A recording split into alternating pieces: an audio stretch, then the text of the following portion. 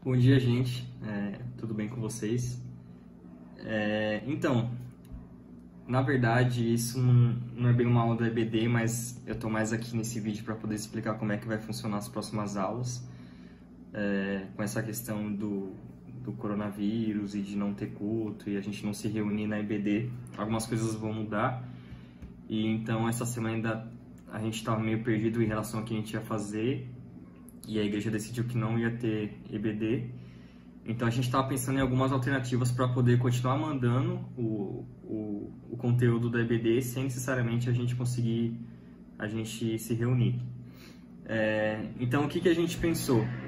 Primeiramente a gente pensou que a gente vai lançar o vídeo no YouTube. A primeiro momento vai ser no meu YouTube, e aí eu vou mandar o link para vocês acessarem, porque eu acho que pelo WhatsApp não dá para passar, porque é muito pesado. Mas mais pra frente a gente pensa em mandar no YouTube do Ministério Jovem e abrir um canal só para isso, para que tenha as aulas de EBD.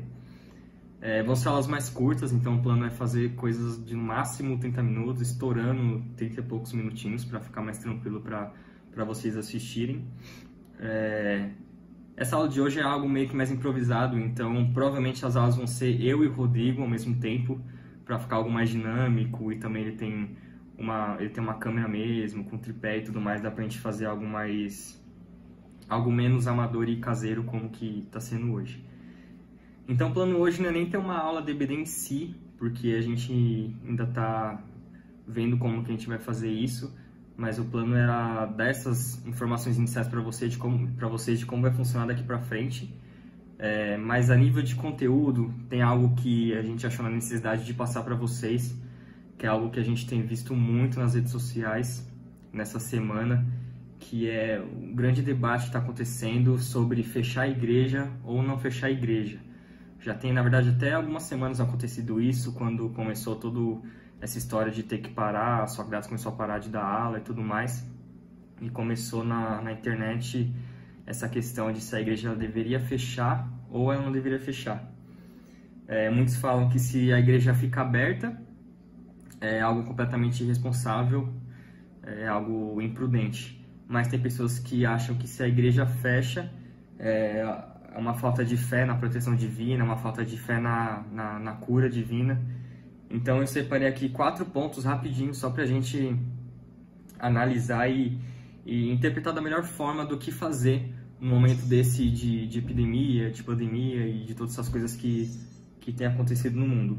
O que fazer, qual que é a melhor opção para a gente como igreja. Então, em primeiro lugar, que eu queria falar a respeito disso, o primeiro ponto é em relação ao respeitar as autoridades. E eu vou ler aqui Romanos 13, 1 e 2, que diz assim: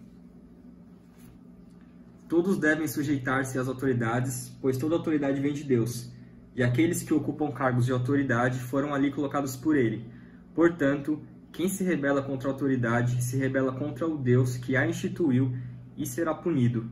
Então, aqui a gente já vê um motivo muito claro do porquê fechar a igreja neste momento, que é o respeito pelo que a autoridade decretou. As autoridades se colocaram e falaram para que a gente evite se aglomerar, para que a gente evite ficar tendo muito contato fora de casa.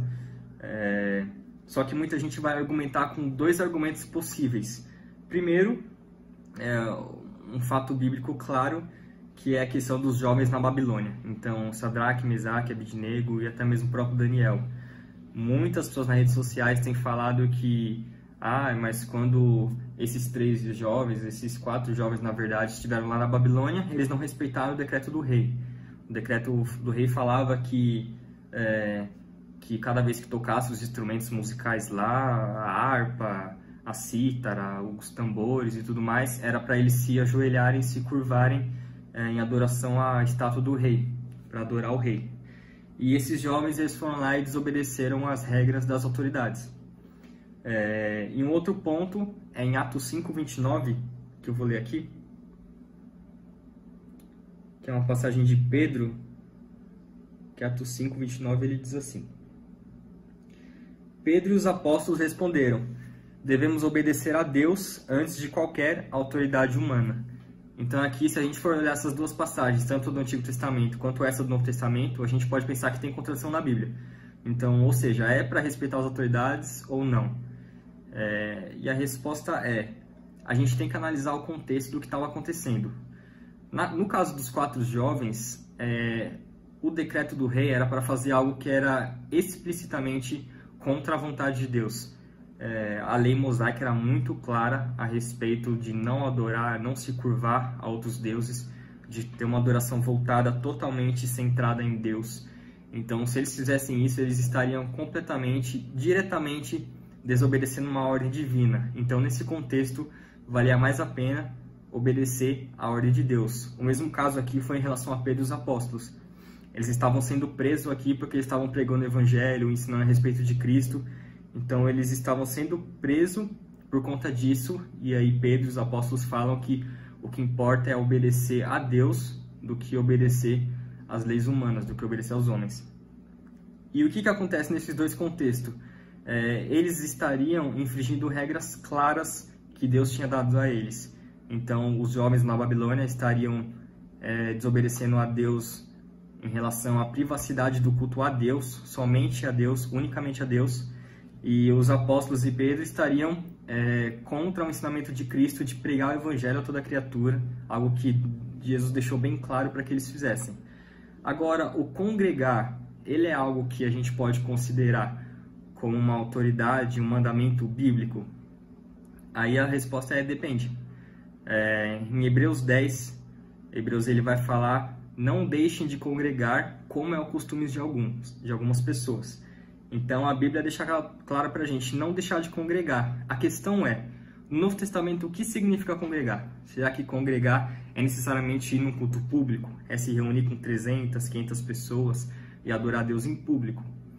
No Novo Testamento, a gente vê que as prioridades, os momentos de culto, os momentos de adoração a Deus, eram coisas feitas em menores quantidades de pessoas. Sempre era na casa dos irmãos. A Bíblia fala que quando eles se reuniam à casa de alguém. Quando Paulo, no final das cartas dele, ele ia dar alguma saudação, ele fala, saúdo a igreja de tal lugar que se reúne na casa de tal pessoa. Então era muito comum a congregação se reunir em pequenos grupos, até para poder não dar tanto na cara que eles estavam se reunindo, até porque era um ambiente de perseguição. Então a questão mesmo se a igreja fecha hoje, a gente consegue congregar como igreja. Mesmo se a igreja, o espaço público, o templo, ele fecha hoje, a gente ainda consegue congregar. Como a ADU está fazendo e diversas outras igrejas estão fazendo, de fazer algo online. Se você se reúne com você e sua família, você está congregando a Deus. Vocês são uma igreja na casa de vocês. Eu não sou igreja, uma pessoa não é igreja, mas a gente reunido é igreja. Então eu e minha família, nós somos uma igreja dentro da nossa casa. Então, o governo não impediu que a gente se reunisse como igreja. Eles impediram momentaneamente que a gente se reúna publicamente com muita gente. E a gente sabe que isso é algo momentâneo. A gente sabe que uma hora essa epidemia, essa pandemia, pode ser que ela passe e a gente volte tudo ao normal e vai dar tudo certo. Mas mesmo que a gente não consiga se reunir em público, a gente consegue reunir entre a nossa família e ainda assim congregar. E ainda assim manter esse mandamento que o escritor aos Hebreus no capítulo 10 deixou. Então, se a gente respeita a autoridade para não congregar, a gente não vai estar indo contra uma ordem bíblica, porque a gente ainda assim consegue congregar entre família, a gente ainda assim consegue congregar em número menor de pessoas. Então, esse é um ponto que a gente tem que analisar. A gente tem que respeitar as autoridades, porque é algo bíblico, a menos que essa autoridade faça com que a gente negue diretamente um mandamento ou uma ordem clara bíblica. E o congregar, acabei de explicar aqui, a gente consegue sim congregar em ambientes menores ou com a nossa família. Um segundo ponto a se analisar é em relação ao amor ao próximo. Jesus Cristo, ele veio e ele pegou todos os 613 mandamentos de Moisés e sintetizou em apenas 2 mandamentos, que é amar a Deus sobre todas as coisas e amar ao próximo como a ti mesmo. Então, a gente tem que lembrar que tem muitas pessoas que vão acabar sofrendo por conta dessa doença. Nós jovens, jovem adulto, dificilmente a gente vai sofrer muito por conta do coronavírus. A gente no máximo vai pegar e acabar tendo um resfriado, uma gripe mais forte por umas 2 semanas, 14 dias, e a gente vai acabar passando por cima disso e voltando à vida numa boa. Mas a questão é que em todo esse tempo a gente vai estar transmitindo essa doença. Só que se a gente se reúne como uma igreja pública e a gente vai lá e acaba contaminando pessoas que não têm a mesma saúde que a nossa, a gente fere gravemente o nosso amor ao próximo. A gente tem que lembrar que na nossa igreja tem irmãos de 60, 70, 80 anos. Tem que lembrar que nós temos irmãos com diabetes, hipertensão, que são doenças de base que têm sido fatores agravantes para o coronavírus. Então a gente tem que exercer esse amor, a gente tem que amar os nossos irmãos que às vezes não podem ir para um hospital pagar por um tratamento mais caro, pagar por uma UTI mais cara em algum hospital melhor. Então a gente tem que amar essas pessoas e entender que apesar da gente estar bem, tem pessoas que não vão estar bem se a gente acabar transmitindo para elas. Um terceiro ponto é a responsabilidade social que a igreja tem. A igreja ela tem que ser exemplo.